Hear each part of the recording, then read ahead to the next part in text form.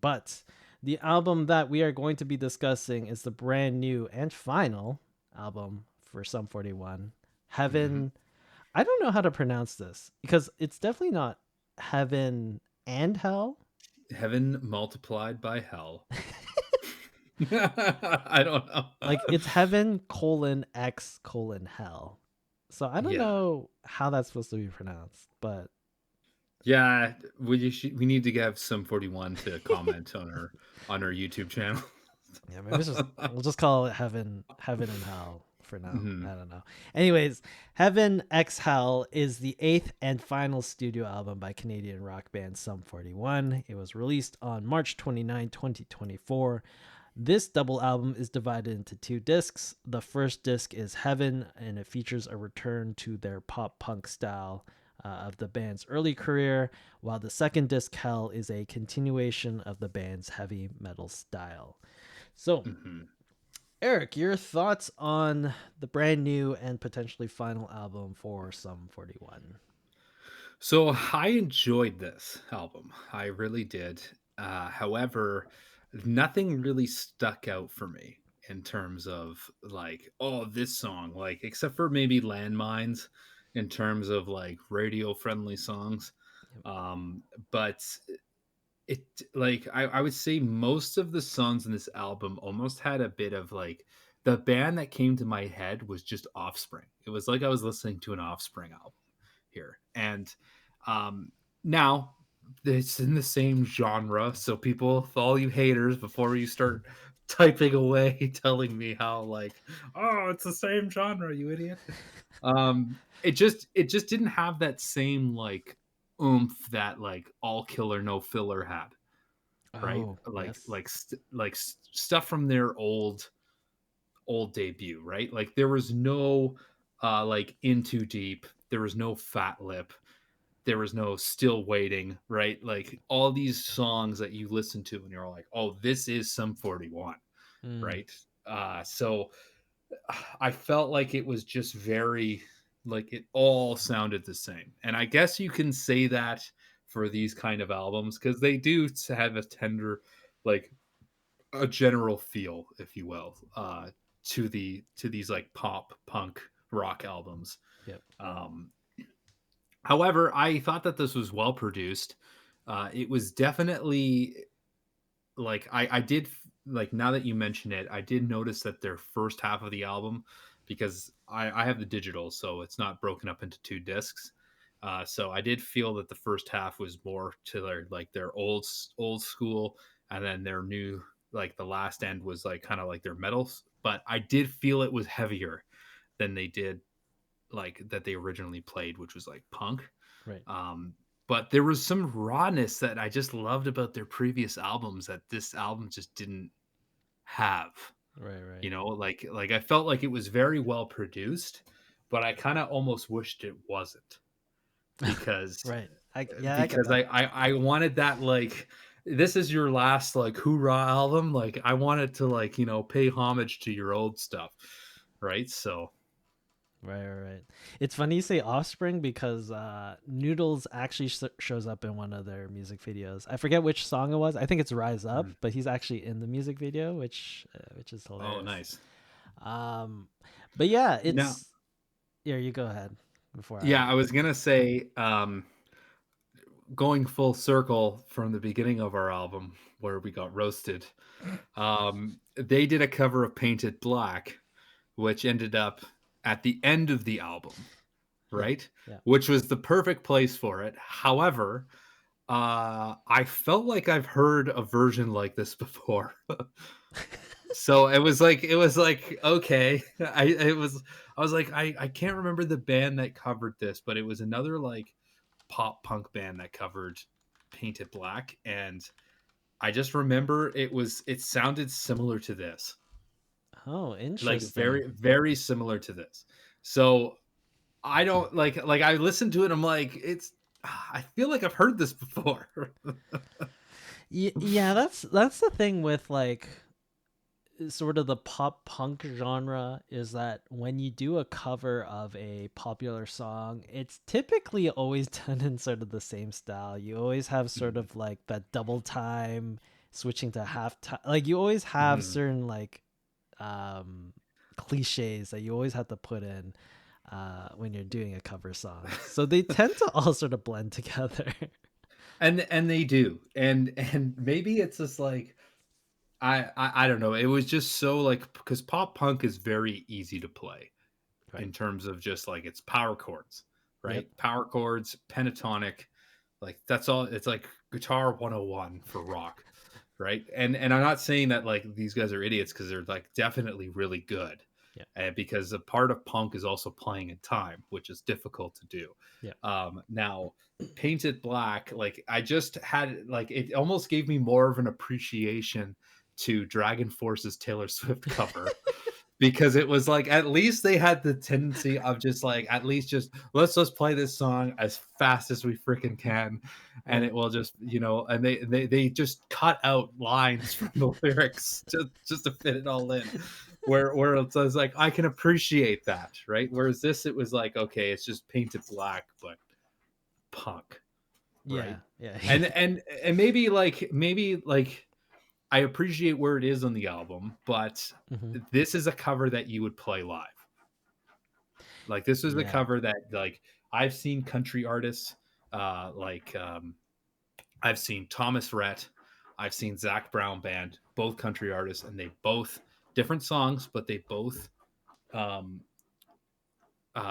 covered Metallica, Mm. and it sounded like Metallica, but God, they will never put it on their album. They just play it live. They're just like, here's Master of Puppets. And you're like, holy shit, they're playing Master of Puppets. Right. And I feel like this would be a perfect live song to play, but I don't think it should belong in the album. You know, after this episode comes out, someone's going to link a Wikipedia page and be like, Painted Black was written for the struggles that Canadians went through in the Mhm. 1950s. Exactly. And How dare it you? was a religious thing between heaven and hell. And the colon and X colon means this, you idiots.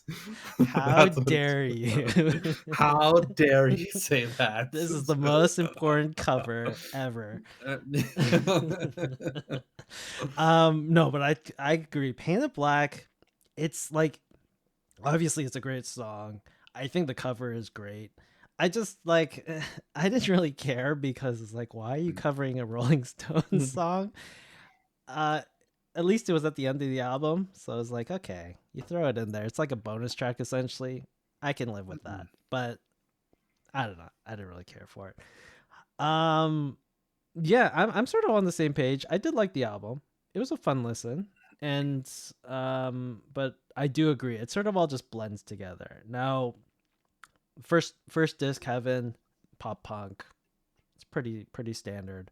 But I didn't understand why they needed to do a double disc for this one. I Mhm. feel like it could have been half the songs. Like they could have just cut it and it could have just been one album because like it was a lot of filler for me when I was listening to this. It was. It's surprising that the whole album clocked in at 55 minutes Oh yeah. Yeah. for 20 songs, you know? Yeah. It should have been a bit shorter. Oh, there is a performance issue detected. It's on the Twitch side. It's all right. We're still going. Um, I do agree. Landmines, I think, is the one song on this album that really stands out. It's obviously the most radio friendly one, but Mm. I don't know. I think that's one of the better songs on the album. But my favorite song on this album is Radio Silence, which is the 10th track or the closer to heaven. I don't know. Mm. When I listened to that, it just really stood out for me. Although the opener to Hell, Preparzia Solari, I don't know. That's in Italian. I don't know how to pronounce that properly, but that was an interesting like opener to to Hell. I actually really like that one. It's salire. Okay, there you go. Watch, some idiot's gonna be like, "No, it's pronounced this, and it means heaven and hell." Anyways, um, I think my favorite song on the album was "Bad Mistake." I don't Oh, know why I really okay. liked it, but it kind of had that old school. I would say the chorus had that very Sum 41 feel Right. to the album. Yeah, yeah, So yeah. But yeah, I like because this is the last hurrah album. I sort of understand why you just sort of want to empty the tank and just be like, this is all the songs that we have. There's gonna be no mhm. more like, there's nothing left. So here's all the songs, and just gonna finish all the ideas and just release everything. So I sort of understand why it is 20 tracks, but at the same time, it's like some of these songs sort of sound like the other ones and they Mhm. all sort of blend together. I think it could have really been 10 and just one album. Oh yeah, absolutely. But Radio Silence is my favorite on this album. I think I prefer Heaven over Hell. I think I like the first half over the second half, but it's not by a lot because it really does sort of blend together for me.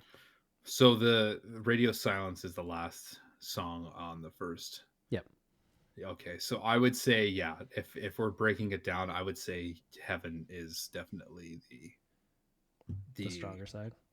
disc I like. Yeah, yeah. People are gonna be like, "What are discs?"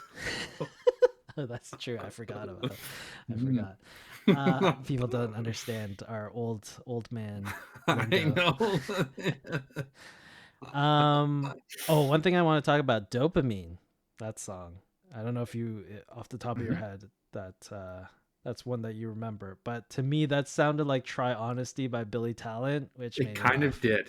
It It made kind of me did. laugh so much. I was like, there's no way you guys didn't notice that songs that you just wrote sounds exactly like "Try It Honesty." would be amazing if just subtly, like, just so subtly that, like, anybody listening probably doesn't pick it up until, like, for a diehard fan, they're just listening and you just hear just quietly, like, "Try honesty, try honesty."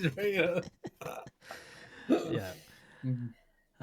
Anyways, so yeah, I think I like the album. It just doesn't really stand out from like really anything. Um, but I did like the listen. I did Mhm. enjoy it somewhat. I enjoyed the listen. I think that I'm more excited for the tour, Oh yes, right, right? Because you know they're probably going to play 2 songs off this album and the rest are just going to be all old school, right? right, Because right, they're right. this is their final goodbye. Yeah. So Anyways, final thoughts, ratings, Eric. I'm going to give this a 6 out of 10. Oh, okay, very nice. So I did enjoy it. I do love this genre of music. Like I grew up with it, so it's kind of hard for me not to like it.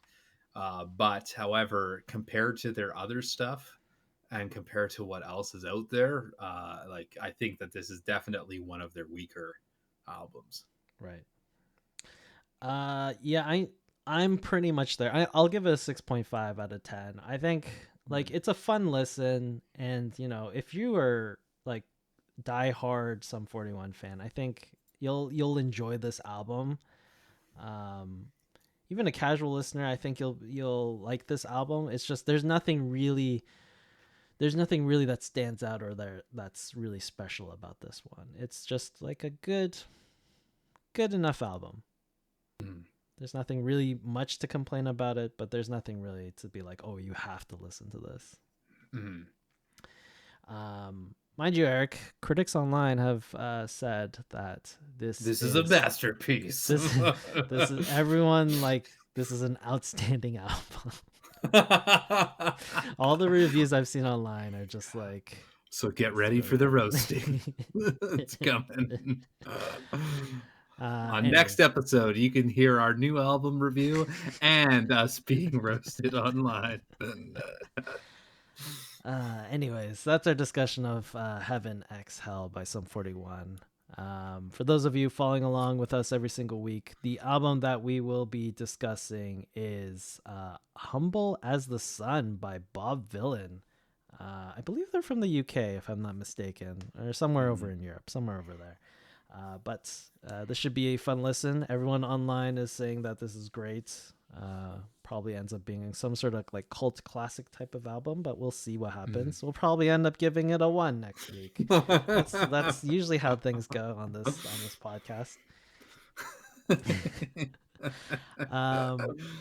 But yeah, that's it. That's it for this week's podcast here at twitch.tv/the Crossroads Music Podcast, live here every Monday at 10 p.m. ET, 7 p.m. PT. Catch us on Apple Music, Spotify, all the places where you get your podcasts. Thanks everyone for tuning in here. Chasing Dragonflies, thanks for the raid. That should be about it for this week. We still don't like Cowboy Carter, but it's okay. It is okay. It's okay. The cultural impact went right over our heads, and it's okay. See you all next time.